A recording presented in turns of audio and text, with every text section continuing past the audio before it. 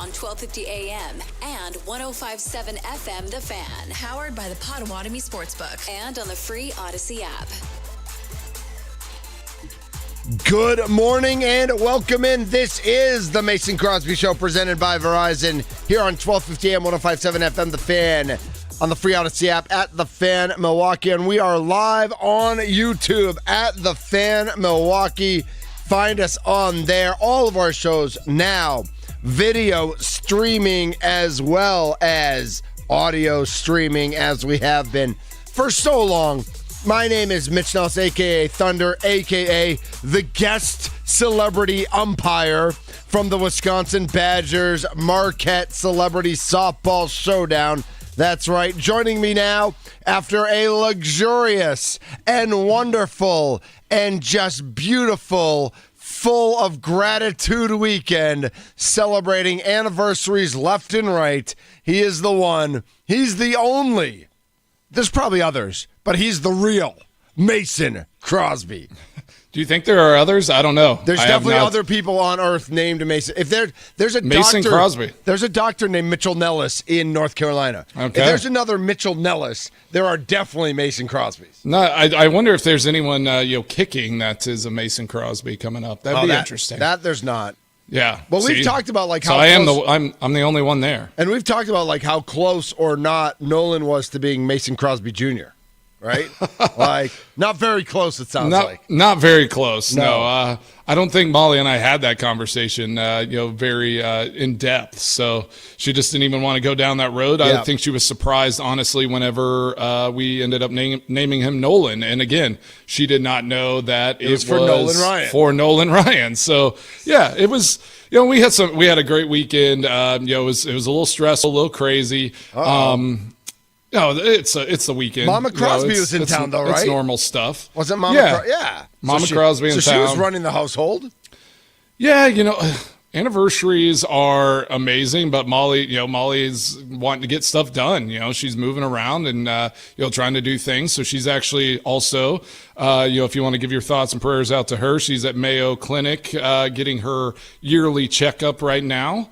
Just going and getting those scans and getting checked out. So hopefully we get really good news coming up after that. So if you just want to send something up to her, that would be awesome. Just thinking about her. Absolutely. We'll throw a little prayer up there for Molly. Yes. So how was your weekend? I mean, tell me about this umpiring and how many bad calls did you give to Matt? Were you just a Wisconsin homer there? Wisconsin ended up winning 12-10. Okay. They were up big. They were up 9-2, I think it was. Man. And then Marquette had a nice little comeback, but not enough. My Wisconsin Badgers won the game.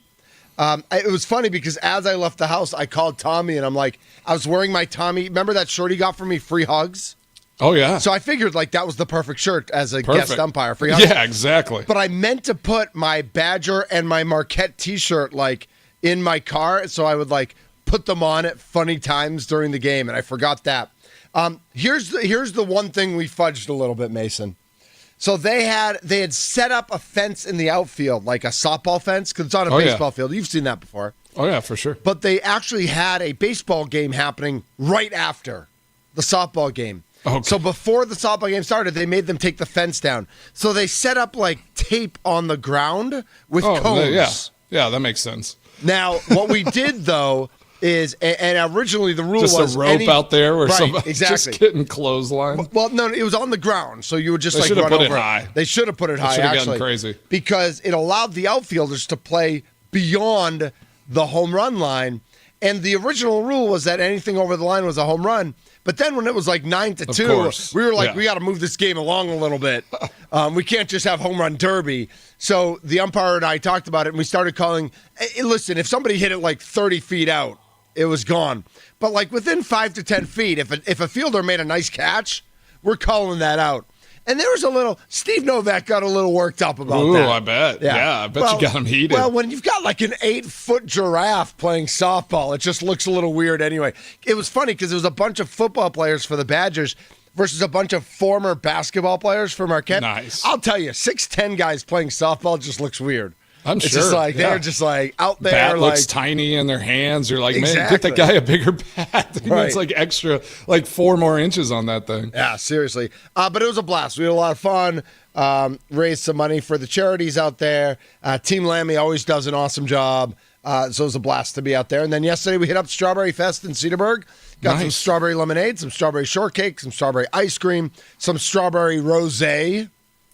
Interesting. Yeah. Where'd that come from? That's like, one of they have Is a that bunch like of a wineries. local? Someone make it? Yeah, Okay. they make it for Strawberry Fest because it's such a big deal in Cedarburg. Beautiful. But it's like a dessert wine. Yeah. Like, but it's yummy. They also did a Strawberry frosé. sugar fest. Yeah, like strawberry frosé rosé. It was hot out, and those were going down. You know what easy. they started having at the golf course here that I'm all for, especially in the summer, is those transfusions, and they just What is have that? it, and it's vodka, ginger ale, and like a splash of grape juice. Oh I yeah, believe. that sounds delicious. But again, we're shifting to what is the new one called now, Tommy? From On the Green, the new drink. Oh, that was the water hazard. The water hazard. Oh, nice. Yep. Okay, Little okay. Gatorade, but anyways, they in the transfusion they put it in like a margarita machine. Okay. And they have it And they ice frozen it up.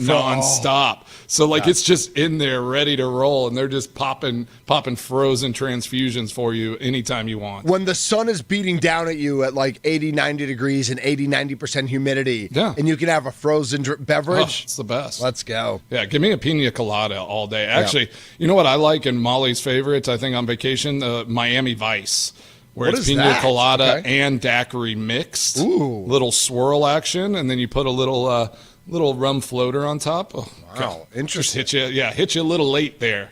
This is the drinking hour of the Mason Crosby Show. Well, let's say, what happened in sports this weekend? Yeah, Anything fun? Let's get into it. Literally the most fun thing, because we know the Brewers lost yesterday. We got to talk about Bobby Portis.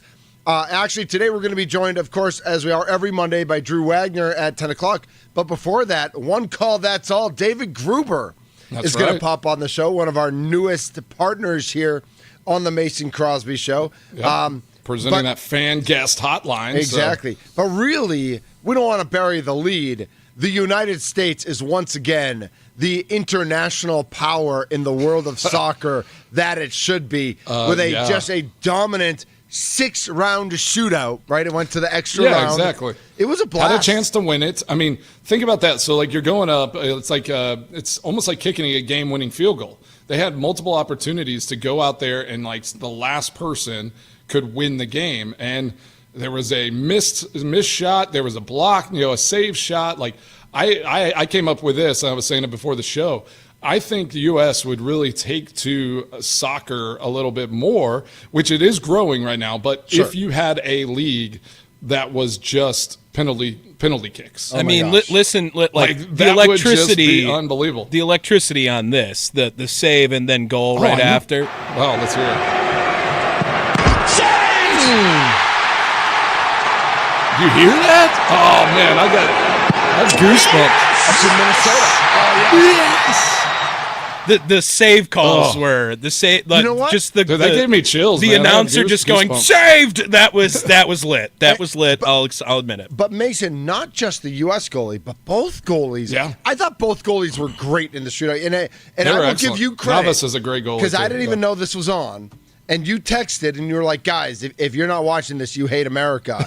And I'm like, well, I don't hate America, so I got to turn it on. I was just pulling into the driveway, so I quick pulled up the app. And I watched it live on Fox, on my phone. Oh, yeah. I didn't even go into the house. I was locked in because I didn't want to miss a second, and it was great. It was awesome. Yeah, I obviously Costa Rica. Again, this is what international soccer, why it's so wild, is that Costa Rica, this tiny little country, can go up against the United States of America, take them to penalties. I will say the USA, right now in this Gold Cup are not playing with their full squad. So a lot of young guys, a lot of guys that are getting opportunities to prove themselves moving towards the World Cup. Sure. But it's so great to see that, and that's what I talk about all the time. International soccer, these small countries, that's just like their lifeblood. It's in a lot of those places, it's like baseball and soccer. something that you can just pick up and play. You don't have to have all this equipment. You don't have to have all these things. You can just find some. I mean, a baseball, you can get a stick and like throw rocks if you want. Yeah, sure. I go to Haiti with the Vapor Ministries that I'm involved with. And they're in Haiti and Africa, and they make soccer balls out of trash. Yeah. And just tie them up with rope. It's just something to kick. Or tape. So, literally, it is a way out. Is something. So, that passion and that fury, fire in there is just so awesome. And, I mean, that energy, hearing those saves and hearing that last goal just got me fired up, got those juices flowing again. Yep. So we'll get into that a little bit more as we get into the show. But we do want to talk about the Brewers here, and they take 4 out of 6 this week with 3 against the Pirates, 3 against the Rockies. They go, they take 2 out of 3 in both, and they win series. And Drew Wagner's going to come on at 10 o'clock, and he's going to say, Mason, that your goal is to win series. Yeah. With that said, losing a game the way the Brewers did yesterday, leading for the entire game, beating a team that, for all intents and purposes, down 2-0, should have just been already packing their bags to get out of town. Should have just been done. But it shows that you gotta get the 27 outs. You can't get 25 and 26 and mail it in. Not that any of the Brewers had that mindset, but you got to play the whole way. Yeah, I mean, I told you the Rockies are an ascending team, so we need to love them. We need to be aware of them. They are almost to they're almost to 20 games. So hey, let's not take that for granted. But never. Just look at it like it's one of those games, and it feels like whenever the Brewers get into games like this where they just go deep into that bullpen.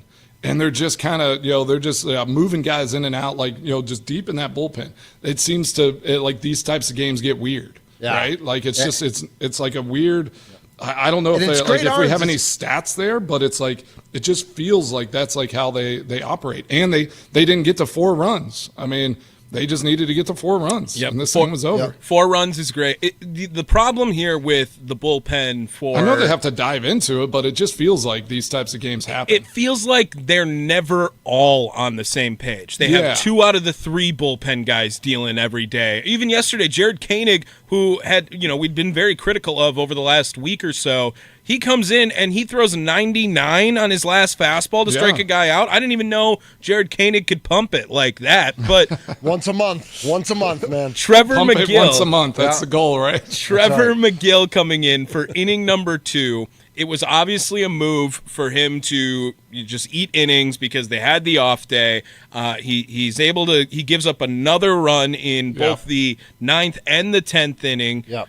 I don't understand what they were doing at the end. And Mitch, you talk about they should have had their bags packed after and whatnot from the. It was 2-0 game. I think that was exactly the mindset. I think that there was 26 outs recorded in the game, and Orlando Arcia, the number 9 hitter, former Milwaukee Brewer, was coming up for the Colorado Rockies, and they thought the game was over. Trevor McGill left him a pitch to hit. He hit it over the fence. They had plenty of opportunities again to win the game in the 9th, in the 10th, in the 11th inning, and they mailed it in at that point, and they were completely defeated from that point after that. And I don't know if Joey Ortiz mailed it in on that throw, but he had time.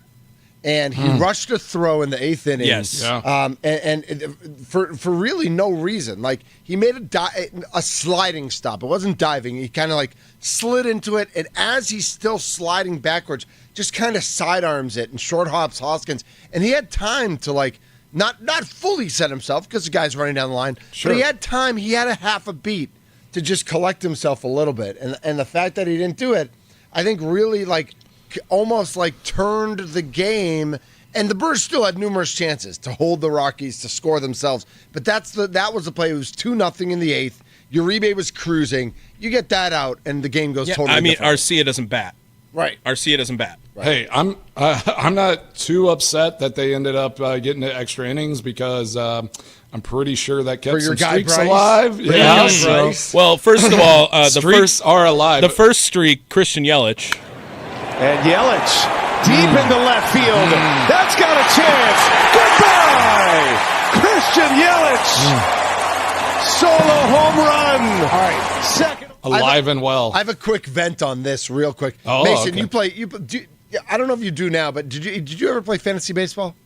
I have in the past. Okay. Yeah. So not right now. I have. Next year. I have two teams, and one of the team, I'll be honest, I don't really pay a whole lot of attention to. Like I set the lineup, I make sure the lineup's set, but I don't go through it. And there's a button on Yahoo that says "Start Active Lineup," and so I will click the button and start the active lineup of whoever's playing that day. For some reason, in that lineup yesterday, it did not start Christian Yelich. Like, because I've more the outfield. I have a couple outfielders on the bench, but everybody's playing on Sunday. So I don't know, like how they figured out that the algorithm said that Yelich shouldn't be one of my against top the Rockies. Yeah, hitting 900 in the month of June. Seriously. How is he not? Tommy, can you explain that to me? No, I can't, because Christian Yelich is absolutely on fire. Right. I mean, the guy is back to all-star form at least. I won't say quite MVP form, but this last month he has been in his MVP form. And then what we were talking about, the other streak, Bryce Terang, able to come up in the 9th inning, then gets an infield single to keep his hit streak alive. Shouldn't have even batted. Right. But Tattoo Bet is still very much alive. I had my father texting me during the game telling me that he totally jinxed it. I had to send you guys the text as soon as it happened, where he had said, well, it sounds like you avoided a tattoo because of this game. I mean, you knew right away, too. You were like, no! In the 9th inning, and then as Orlando Arcia then hits the home run, I sent him a text back, you were saying, ? So then Bryce Terang picks up the hit in the 9th, which Bryce Terang's our guy, right? Like, we're a Bryce Terang radio show, I like to think. And I root for him, for sure. Of course. But I'm officially in the nervous that I'm going to have to get the number tattoo. Yeah, like it's a week away. Right. It's a week away. It is now real. It is now real. My gosh. It's real. It is there. And Christian Yelich, if it's going to happen, they both have to hit the number before the border brouhaha. They both have to. Like, that is... We're doing the tattoo edit. That's what we said. Yes. We're doing it at the brouhaha. I will 100% do it at the border brouhaha if they both complete it. I'll do either one as long as one of them completes it still, for sure. But the fact that they are both like on pace at the exact same time to do it is absolutely electric for this streak bet. We'll get more into baseball with Drew Wagner in the 10 o'clock hour, more into Brewers at least. I don't know if you guys even caught like a second of Sunday Night Baseball last night. So apparently it was the first time they were in Detroit in 8 years, that Sunday Night Baseball. And Skubal was starting 7 innings, 1 hit. He's so good. 1 walk, 13 strikeouts. He is the best pitcher in baseball. I know we love Mizorowski. I know we're watching what Skeens is doing. But if you're not paying attention to what Skubal is doing in Detroit, there's a reason that the Tigers have the best. They have the best record in the American League. I'm checking to see, are they above it? I would also like to say we have not seen Jacob Mizorowski pitch into the 7th inning yet, but... Should Chad Patrick have pitched more? So that was my other question. I know I jinxed Chad Patrick, and we talked about it last week, that, like, what better team is there to get well against than in the Rockies? You think he should have kept going? Well, he goes 5 shutout innings. I'll be honest, I haven't checked the box score, so I don't know how many I think his pitch count was near 100. Okay, so it was pretty high. much over, okay. Yeah. But 5 shutout innings, like... What more can you ask for from Chad Patrick? The Brewers right? just don't win starts that Chad Patrick makes. Yeah, He gets terrible run support always. I mean, like you just said, 5 shutout innings, and he got 0 runs from the offense on the other side. As soon as he came out, they hit 2 homers the very next day. That is wild. Yeah, he gets 0 run support always. He's 3-7 on the year right now, and it's completely against him. So I got a question for Mason. That is tough. Because that is a real thing in baseball year to year. Oh, yeah. Where you have, like, a pitcher who's like mid, just something that but he gets tons of run support, and so he ends up winning a lot of games. And then you have another pitcher who like is great but gets no. Yeah.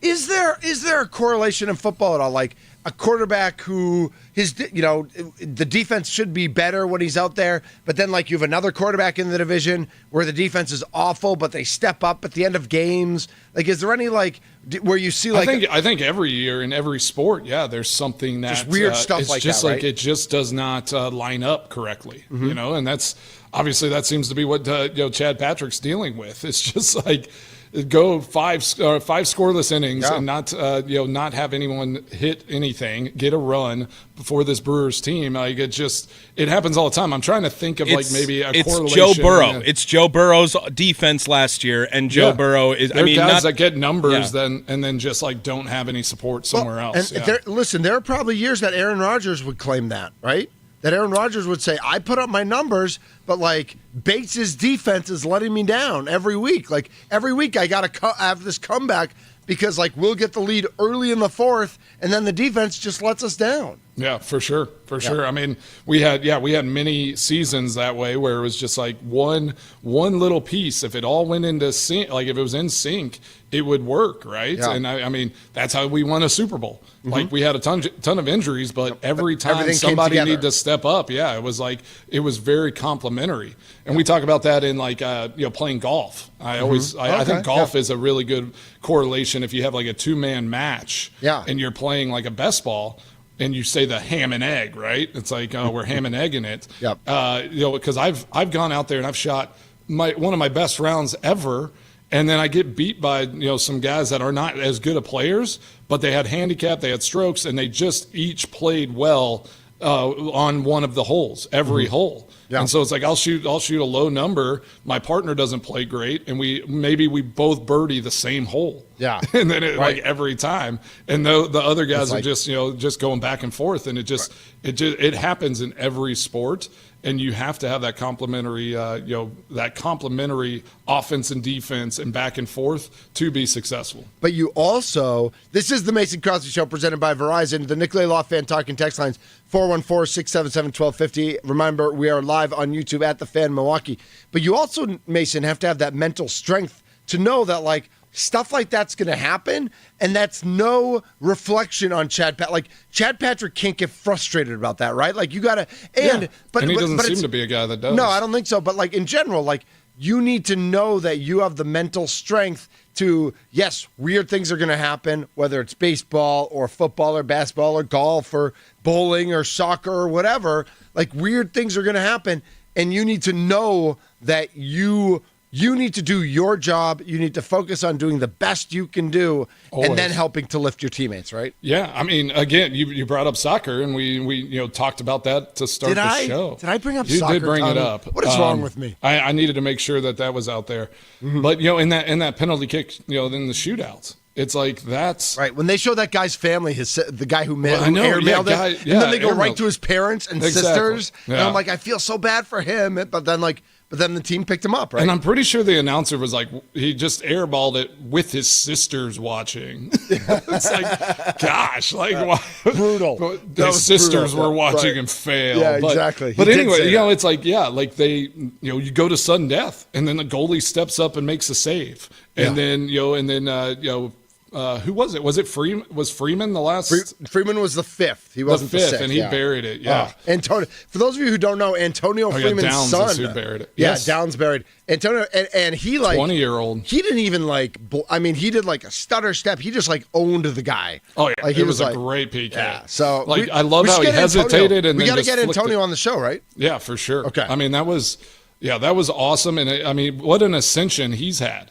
So like he kind of went from unknown, not on any on the U.S. men's national team, and then all of a sudden now playing great in MLS, dominating, and goes and buries a PK to keep the thing alive. It was awesome. Yeah, that was great. We will continue this discussion about those weird things that happen. Again, Chad Patrick, he was at 99 pitches, 5 hits. 4 hits, 5 innings, only 2 walks, 8 strikeouts. So a high strikeout number will also lead to a high pitch count. But let's get into wild weekend in the NBA as well. As yesterday, all of a sudden our phones started blowing up with LeBron and Harden, and then of course some Bobby Portis news, and our Bucks actually involved in something. The Timberwolves taking care of Naz Reid and Julius Randle. So let's get into some NBA free agency talk when we come back here on the Mason Crosby Show, presented by Verizon, the #1 network in Milwaukee. We're live from the 1250 AM and 105.7 FM, the Fan Studios, powered by the Potawatomi Sportsbook. And we are live on YouTube. Yep. At the Fan Milwaukee. We are two very good-looking gentlemen, and yes, I'm here too. This is the Mason Crosby Show. Nice.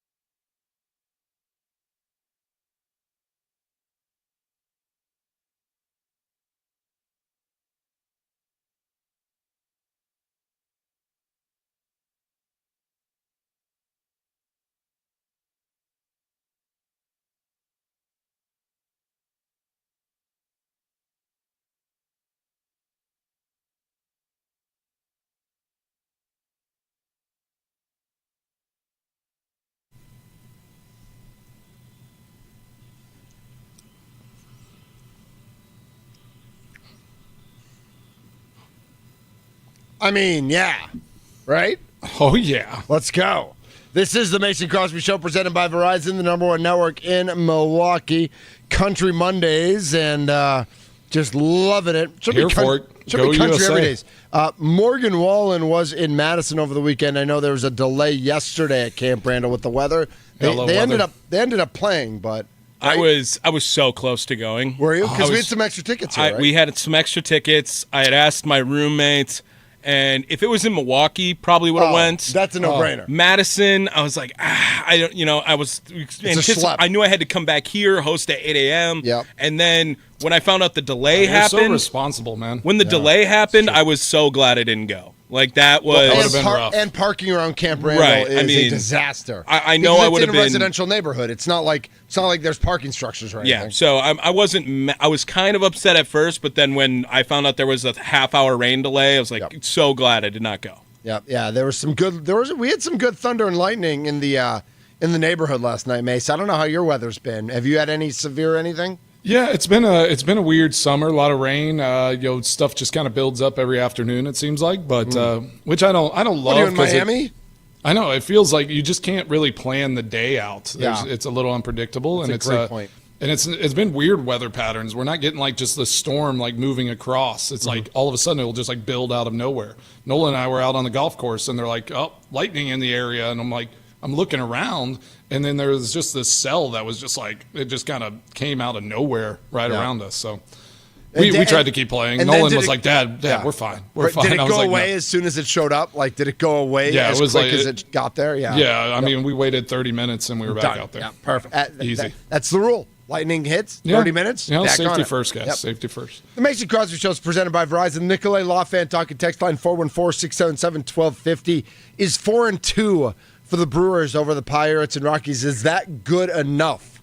4-2, is that good enough? But we also want to get into the NBA weekend because we saw LeBron opt in to a $52 million deal. We saw James Harden opt out of a $35 million deal and sign a 2-year, $81 million deal.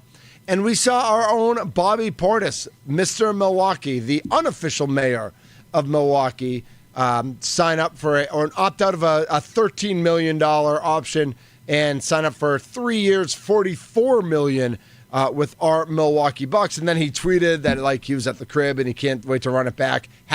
#underdog. I don't know if that's him only. I don't know if that's the Milwaukee Bucks collectively. You could argue both. And I mean, the suspensions, was like it was not ideal, but I mean, he's got to be feeling as fresh as he ever has. Yes. Coming into a season. Yep, he is 30 years old. His birthday's in February, so he'll turn 31. So like Tommy, Bobby seems like an old soul. Like I always think he's a little older than 30. Right, I did too. I was expecting that he was like 32 or 33. Yeah, but only 30. So, well, Tommy, that's good. Is this the first time you've been connected to Bobby Portis in that way? No. People say that we That's look alike. often. We look like the same height on camera. You guys do both have the same goatee. Also, that I would love to go toe to toe getting a rebound with Bobby Portis because I was all boards back in the day. All boards, yeah. Mm-hmm. Low center of gravity. I mean, you can just you get under him. Like I don't elbows. know. I'm under the kneecaps. It don't matter. I'm getting boards. So we'll get into the we have to get into the Malik Beasley and the gambling scandal as well, and we'll get into that. But reaction to Bobby Portis, and I know that Milwaukee loves Bobby, but Milwaukee Bucks fans don't always love Bobby. I think Bobby has played better this past year or so, especially in the playoffs. There was a time, especially during 2019, 2020, where Bobby really, they went to go get PJ Tucker because Bobby couldn't be on the floor in big playoff games because of how bad he was at defense. Stuff. Right? Yeah. I and understand. He's improved. He has, and I think we have to look at that as it's I don't know like Giannis and Bobby's relationship, but it must be pretty good, right? Yeah, you got to think that's a piece, to get sign a 30-year-old back onto the on a 3-year deal. That has to be something where it's like, all right, need to get this done. keep some of these pieces together so Giannis can come back, feel confident and comfortable. And Bobby does a lot of really good things, for this team whenever he's when he's on the court and available. Like he has proven to be the sixth man and come off that bench and just be a leader and be a guy that just is steady whenever he's there. So and then the question though is going to be those big games. But in those big games, it's also like, especially here in recent history, there have been pieces missing, right? Yeah. I don't think Bobby, if he is the guy that needs to handle a lot of the weight for this team, he's not that guy. No, I agree. But if he can play his role, do his stuff, hit those mid-range shots, just kind of be an offensive weapon for this team, he is a very valuable piece there. So I do have a lot of I've been reading up and just a lot of intriguing potential free agents. The LeBron stuff is interesting to me. Do you think there's any way he requests a trade? Because that's one of the rumors is opting in makes it more flexible to trade him. The thing that I actually see more likely after running down all those options, because it's all right, he opts in. He could have gone to free agency. He could have opted out and gone somewhere else. Or he could have opted out and re-signed with the Lakers like Harden did with the Clippers. But how do you not you can opt in to take that $52 million number. Yep. Now you're there, right? You're locked in, kind of at that. And now you start negotiating.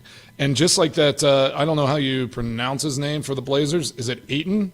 Yeah, Ayton. Yep, DeAndre Ayton. So he's doing a buyout.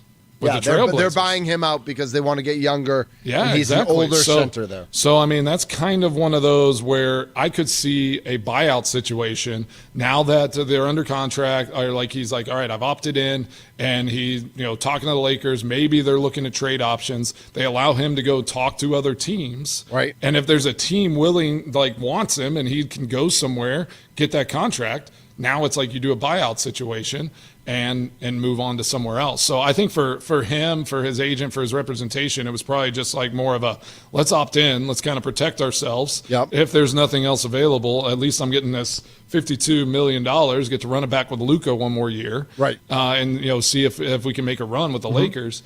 And do you really think, though, LeBron, with all the championships, all that he's done, do you think that's the most important thing to him right now? Winning another championship or yeah. No, I think it's protecting his legacy and staying with the Lakers. I do have a little bit of breaking news from Adam Schefter here, not totally related to today's world of the Wisconsin sports world, but apparently the Miami Dolphins have agreed to trade three-time All-Pro Jalen Ramsey to the Pittsburgh Steelers.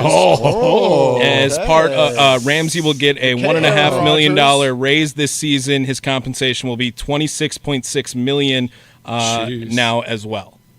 Yeah. So he's getting a raise to go over there? Jeez. So Aaron Rodgers can throw picks to him in practice. Yeah, right. Aaron doesn't throw picks, bro. So I know. That's I know you want to throw that shade, but that's definitely something Aaron does not do. Yeah, I know. All right, so Jalen Ramsey off the board for our Green Bay Packers. I know there were mixed thoughts about should they go after Jalen or should they not. But he was never going to take a pay cut, right? He was never going to take less. So it's it was a non-starter, you know, and that's kind of the stuff too, where it's you start running down some of these things where it's they want to keep talking about Giannis, even the LeBron trade stuff. It's once he opted in, I feel trade kind of that trade just might be so tricky. Yeah. How are you going to get a trade done? I don't know. Someone like LeBron. Well, James? And now there's rumors that you mentioned Ayton with Portland. The Lakers, the big piece they were missing after they traded Anthony Davis for Luka was a big guy. They tried to get Mark Williams from Charlotte. They ruled that Mark Williams didn't pass the physical, and then Mark Williams went and averaged 15 and 10 the rest of the season for Charlotte. Yeah. He signed a big deal with Phoenix during the offseason. So now the Lakers might go after Ayton, and they might use him as their big because he's now free to sign with whoever he wants. I know that was someone I as soon as I saw that article, I was like, is that a piece that the Bucks might look at? Something that I was reading too on ESPN app was the NBA free agency 7 underrated players teams should target. Ooh. All right, who you got? Well, I was looking at, is it Chris Boucher or Boucher? Boucher, yeah. Yeah, Boucher. He's a decent big with I Toronto. mean, he's a big guy, and like they said, he's the only two players with at least 800 minutes last season, averaged at least 20 points, 9 rebounds, and 2.5 3-pointers per 36 minutes. And how old is Chris he? Boucher and Wemby. Okay. I mean, so like he's a good player. Did Brooke let's see, not how average old is that? he? Boucher is 32 years old. Yeah, I mean, He's older than I thought, but he's he's old, 5 but- years younger than Brooke. yeah, 5 years younger than Brooke. But 800, I mean, played quite a bit. Mm-hmm. Available guy. Like when I was reading that, I was like, that's someone the Bucks could target if they don't bring back Brooke. You could convince me of that, Mason. No. I don't hate 6'9" that. with a 7'4" wingspan. Yeah, he Exactly. plays. Oh my God. His wingspan is taller than he's not super tall, but he plays taller. I think he's 32. I don't know what kind of deal you could get, done with him. Obviously, if he doesn't, it sounds like he might sign back with Toronto. Two years, $24 But you give million? him, you give him a 2-year deal. You develop this young second-round pick. Keep him in Serbia, Yeah. in the Adriatic League. Right. Get him bulked up, and then try to get- bring him in after a couple. You years. work Tyler Smith into rotation as well, who's also the 6'9" forward who they have high hopes for. I also saw some more conversations about Trae Young. Coming. Okay, yeah. Yeah. Now, is Where, that just rumor or is that actual conversation? It's just the rumor stuff, but it's like it as you look at his number, his assists, the way he plays, I mean, if that is truly how they're wanting to go with Giannis and give the ball, but I know they want him to handle the ball more. Right. That's why I don't think Trae's the fit. So instead of you don't want the ball in Trae's hand all the time and then dishing it to Giannis. It's more like, let's get Giannis the ball, almost more like how LeBron, the LeBron system. Exactly. Yeah. That's and I think they saw. I think because at the end of the season when they had that 8-game winning streak with Dame hurt, they saw that success with the ball in Giannis's hand more, and it's just like Giannis looked more comfortable. Like he looked more and great. Like listen, he's not bringing the ball up himself every single time. No, listen, if AJ Green's in or Gary Trent's in or Kevin Porter Jr.'s in and they handle the ball, but there are plays set up for Giannis to bring the ball up, and it's just easier to do that, honestly, when Dame's not on the court or if you made a deal for a Trae Young when Trae's not on the court, because traditional point guards they're just like going to need the ball. Right, they want the ball, and they should. Like that's how they've played their entire lives. Giannis isn't like a back down, post up type of guy. No, he's not. he wants to get mismatches. You want to get a big guy out on him, like in space, like top of the 3-point line, and then he can drive in. Or if a small guy defends him, it's just over at that point. So I get the concept. It's just what pieces are going to be willing to fill those roles, right? Like who is going to fill the role of just supporting cast, and that's where it gets tough. I think is when you have a talent, someone like Giannis, you have to have very unselfish people on your roster to kind of put themselves in in those supporting roles and do their job at a high level and just let Giannis do his thing. Well, Mitch, now when you hear that sentence from Mason and you hear that the Bucks are re-signing Bobby Portis, 3 years, $44 million, he gets a little bit of a pay bump just from his last contract. Right. Does this help the Milwaukee Bucks throughout this process? Are they supposed to be increasing a window here because Bobby Portis is on the team for 3 more years? Or is this a move that, hey, he's a loyal guy to the fan base, now we're going to just keep him on the roster? So it feels like more of that second. Loyal and a role player. Like he knows his role. But he's still making $15 million a year as a role player. Sure. And we've been asking the team to get younger and more athletic.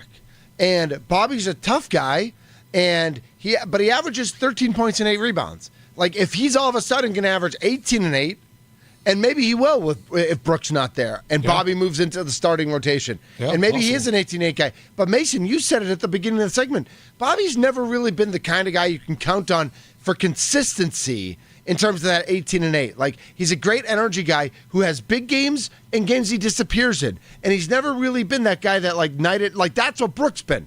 Brooks been that guy night in and night out you can count on. Whether he's getting numbers or not, he's going to have that impact. But when Bobby disappears, he really disappears.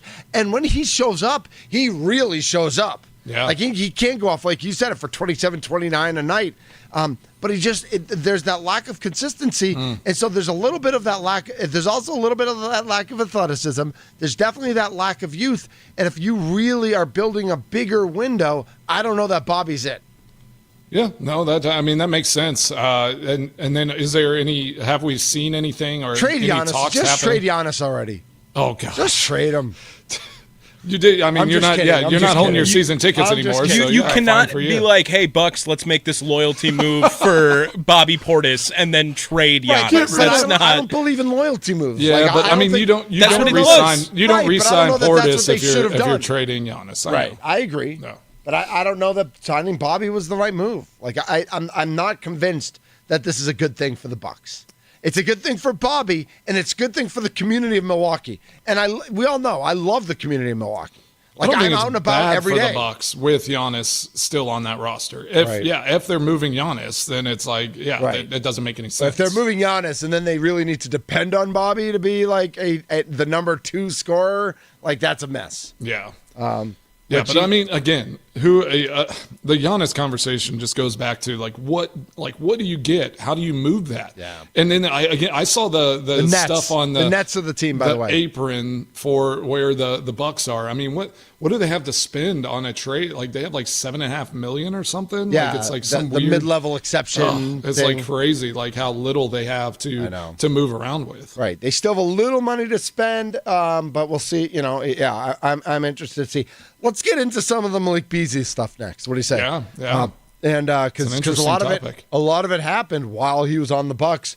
And then there's an interesting clip from back in 21 when he was on the Timberwolves that I gotta tell you about this because it's something you almost never see in the NBA, and Malik Beasley did it, and it's like, Now it's fishy. Now it's fishy. Yeah. At that time, it was just competitive. Yeah. Now it's fishy.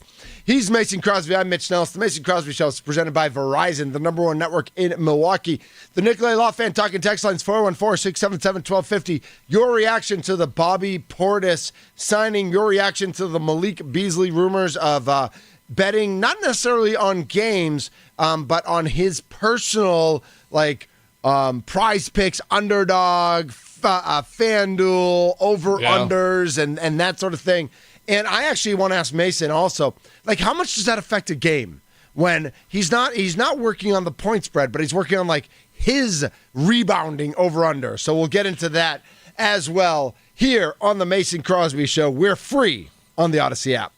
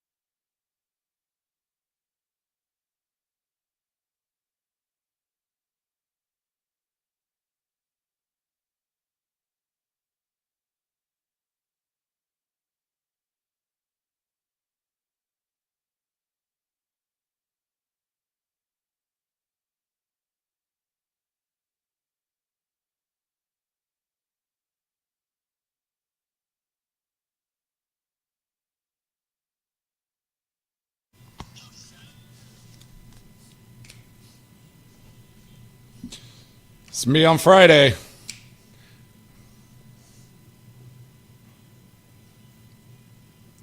Yeah? Tell us about it, Mace.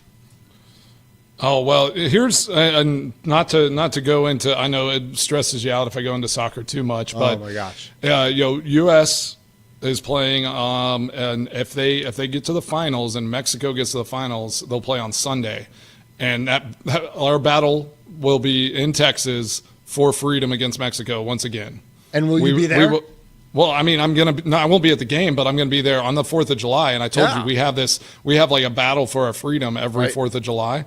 So, I think we'll just recreate, the battles of Texas, nice. To make it a republic and go back. So I may never come back from Texas. Who knows? I mean, that's, you know what? The internet works everywhere. So you'll be back on the Mason Crosby show. Exactly. You might still be in Texas though. Exactly. First take on ESPN right now.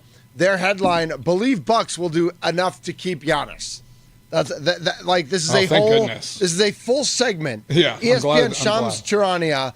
Giannis open-minded about exploring fits outside of Bucks. They've got Windhorst. They've got Kendrick Perkins, and they are this is the full segment right now that they're running right now on ESPN. Like what total garbage has ESPN become? And I have to think that fans around the country have Giannis fatigue also. Yeah. Like, I have to think that, like, yes, there are some fan bases that really want Giannis and would make them a champion. But I have to feel that, like, most people think this has got to be like, this at some point. Yeah, when this conversation comes up on national TV, I'm sure 90% of people are just flipping channels. If you're just throwing crap at the wall, at the end of the day, it's still all just crap. Exactly. I know. I don't understand how that's not everything. And all these other signings, like just keep talking about everyone else that is actually doing something. Talk about that Minnesota brought back Naz Reid and Julius Randle. They made the Western Conference Finals 2 years in a row. And the Rockets are just like they are going to be. I got to talk about that. Good. I got to mention that Rocket signing because that is crazy. But first, before we get to that, Mason, what do Cleveland, Detroit, and Philadelphia have in common? Cleveland, Detroit. I mean, there's actually probably a lot. Yeah, I don't. Yeah, no, not Allen Iverson. I don't know where you're headed, but those are the new 3 WNBA expansion franchises that will begin play in 5 years in 2030.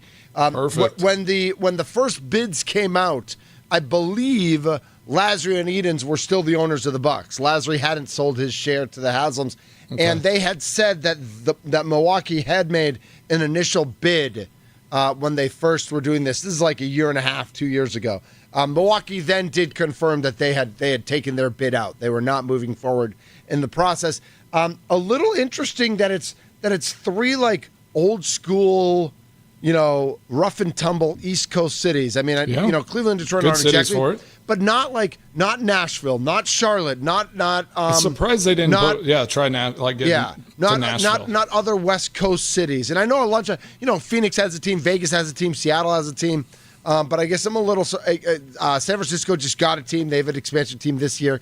I'm surprised that it's like 3 traditional Eastern Conference cities that got these teams. I think though it's where NBA teams are, right? Yeah, because the NBA kind of helps supplement some of that. They have an ownership. So more Adam Schefter, Tommy. All right, let's hear it. What?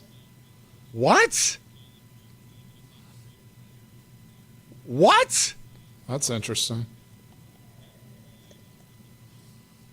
I like that trade for Miami better. Yeah, Fitzpatrick is awesome. Yeah, I think Fitzpatrick is legit, and it's a little surprising, honestly. Just how the Steelers, their culture and what they are. Like Fitzpatrick is an essential player on that defense, like a physical downhill, tackler. Like Jalen Ramsey is not that guy, and he's 28. Fitzpatrick's 28. Yeah, that's surprising. Man, good for the Dolphins, I guess. Not that the Packers needed more safety help, but a guy like Fitzpatrick, you always take on your roster, right?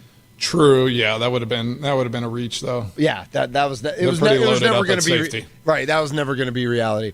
All right. So we as we're following all the free agency news over the weekend, Jabari Smith, by the way, Jabari Smith Jr. for Houston signing a 5-year, $122 million deal. That's the worst signing of all the signings so far. He's done nothing to earn that yet. And he might end up being that player, but there's a better chance that he doesn't end up being that player. So Houston with its first mistake, I think. Just timing, though, right? Yeah, I mean, it's right. like he deal's fell into up. timing. Yeah. It's just like quarterbacks. It's just like you fall into that right timing, and that's the number you're going to get. So it's true. It's kind of more on hope than on past production. Mason Crosby, you know what I'm going to say, though. Hope is not a strategy. Oh, yeah, I know that. Yeah, Oh, I know for sure. you know that. Yeah, for sure. Exactly. But it's like, potential. Right, Exactly. We're paying on potential. It's like, well, I mean, potential is only potential if it's been like shown that it's there. Yeah. So amidst all the free agency news and everything going on in the NBA, we do find out that there's a little investigation. As of right now, no charges, just an investigation into Malik Beasley, who last year hit the second most three-pointers in the NBA behind Anthony Edwards, had a career year, was in line to sign a 3-year, $42 million deal with the Detroit Pistons, and now there's some irregularities around his personal prop bets in 23-24 when he was a member of our Milwaukee Bucks. And the first game that they pointed to was a game in January of 24, where his over-under was 2.5 rebounds and a ton of money was on the under. He ends up getting 6 rebounds in that game. So I don't know what, like, that kind of flies in the face of, exactly. of what should have, of what if they were truly loading up on the under. But I assume there's more to the investigation than one game in January where the rebounding number went weird.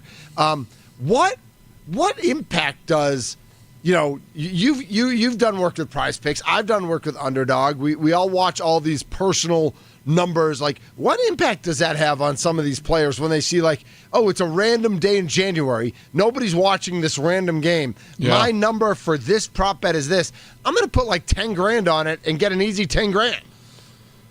Yeah, it's interesting. And if he's involved at all, like, again, I don't know, like you're saying, that one doesn't really make sense, right? Like, because was all the action coming in on the under? On the under, and he ends up getting 6 rebounds. So, but I do think that side of things is even more, it should be more scrutinized than, in my opinion, than betting on winning or losing games, right? Yeah. It's like, because, you have control in that, but you have ultimate control on if you get a rebound or not, or if you're shooting those threes. Like, if you're betting on yourself or you're telling somebody to place bets on certain things, it's like, all right, I placed a bet on my under to shoot 2.5 threes. You're not going to shoot that third 3-pointer, right? You're going to make a good extra pass. Yeah, exactly. But you were wide open and you could have made that 3. So I think those individual now, like those types of things, all the FanDuels, the Prize Picks, all that stuff, like that brings into more scrutiny than just betting on lines in normal bets at casinos. Well, speaking of lines, I know we got to get to break and then Drew Wagner, but there was a highlight back from 2021 when Beasley was on the Timberwolves. That I got to play this for you real quick, Mace. Okay. Did I throw you under the bus, Tommy? Yeah, a little bit. I'm waiting patiently. I thought we had it queued up. Here we go.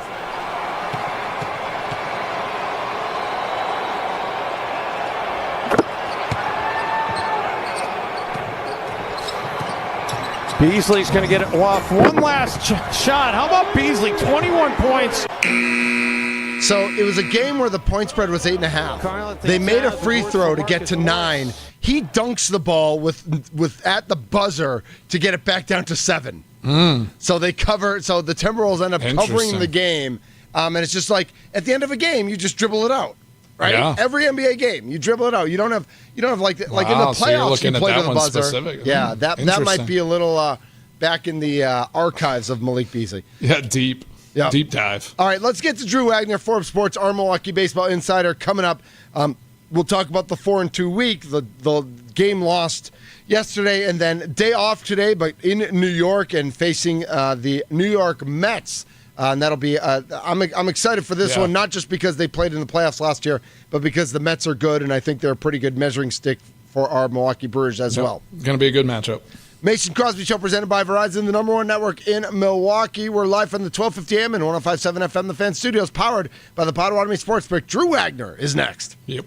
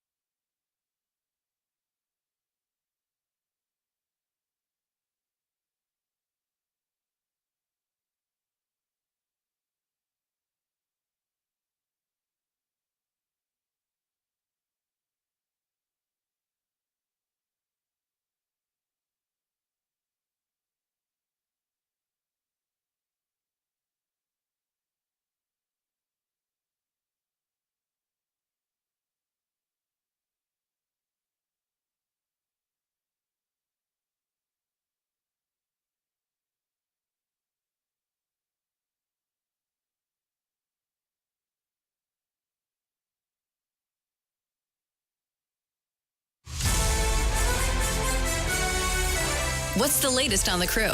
Let's go inside the clubhouse with Drew Wagner of Forbes Sports on the Mason Crosby Show with Mitch Thunder Nelles. Brought to you by Verizon, the number one network in Milwaukee on 1250 AM and 105.7 FM, The Fan. Inside the clubhouse is brought to you by Focus Baseball, because fundamental development starts with focus. Find them at focusbaseball.com.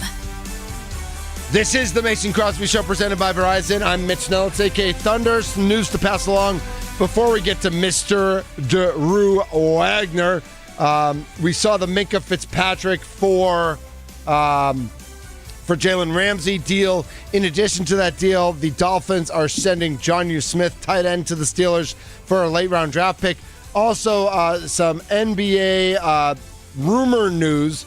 Gary Trent Jr. set to sign a 3-year deal with the Bucks, anywhere between $8 and $10 million a year, which is market value. Actually, it's actually a pretty good deal. Let's go Bucks. Yeah, let's go Bucks. And it makes me think, like, why does Bobby get 3 years 44 and Trent gets 3 years 27? Such a hater. Like, why does Bobby get so much more? Like, I get that he's older, and so that he's earned more. Yeah, just a little more. Like, just a little more. I don't know that he's that much bigger of a piece.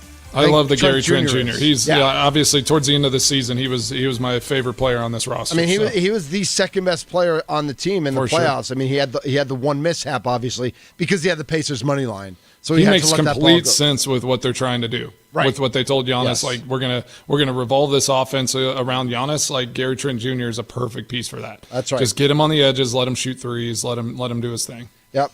Joining us now on the Fan Guest Hotline, powered by Gruber Law, is our very good friend Drew Wagner from Forbes Sports, our Milwaukee baseball insider. Good morning, Drew. Sounds to me like the Bucks are 2 in for a championship. Oh yeah, they're moving towards it. Wow. Slow down. We love you, Drew. Drew, did you just wake up? I know it's a day off, so you just kind of crawling out of bed, or doing this from? Yeah, I'm awake. I rolled out of bed about 20 minutes ago. Nice. Made my coffee. Put some laundry in the washer. Getting this off day out to a rousing start. Going to go find some place to go hike.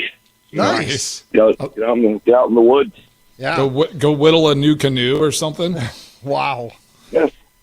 We'll do that. We'll do that later this week. We're breaking up power tools this week. What do you have a coffee flavor of choice? Plain black coffee. Nice. I like your style. Good for you, man. Yeah, don't put anything in that coffee.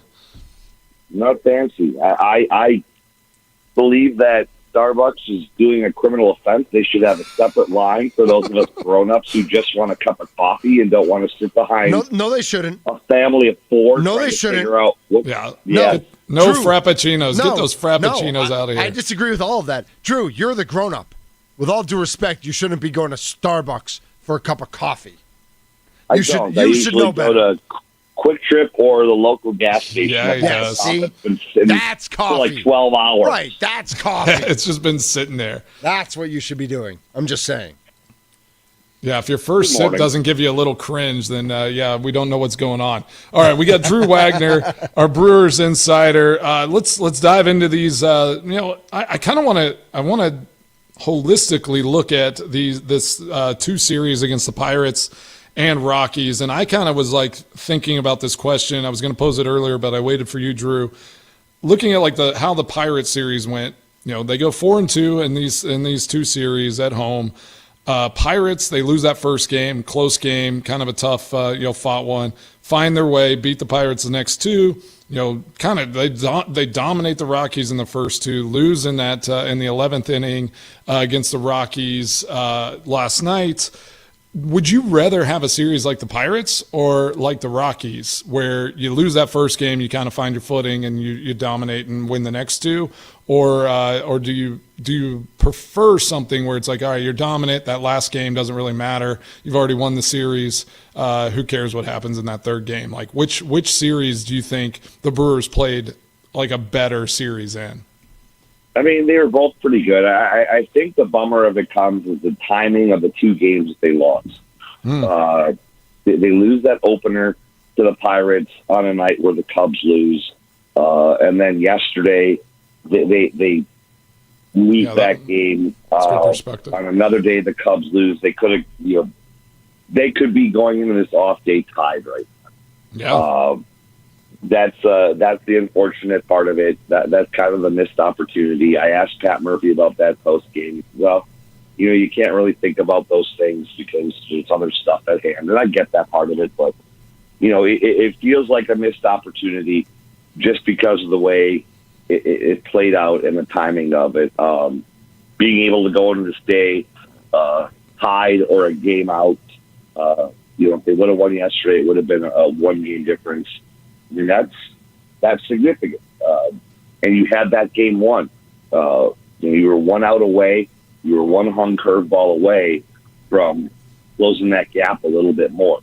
So, sometimes it doesn't matter when the loss comes in the series, but when you're this close and you're nibbling away, it stings a little bit.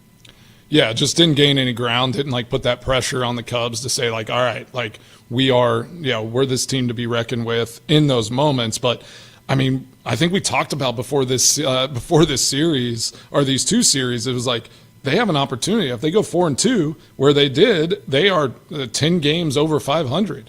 I mean, they're 47-37. Looking just very solid, finding their footing. Something that we talked about earlier on the show, and I want to ask your opinion on it because I thought it was a great take by Mitch, was the Chad Patrick stuff. He goes five innings, gave up some hits, no runs, but the bats are cold while he's going. Do you think there is something with that where it's just he's not getting that run support whenever he's on the mound starting these games?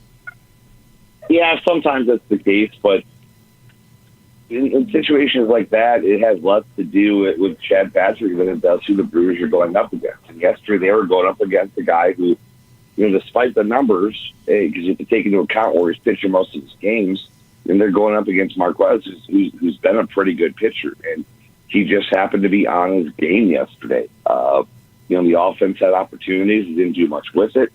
The pitching was very strong. Patrick got out of a rough first inning unscathed, made it through 5, which was pretty impressive, all things considered, but the offense just wasn't there for him yesterday.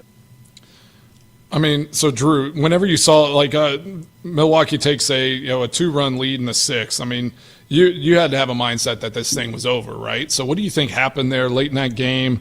Where they just kind of slid, and in the 8th, 9th, 10th, 11th inning, they gave a run in each of those innings and ended up losing this game. What do you think happens there with this team occasionally to not be able to finish off these games?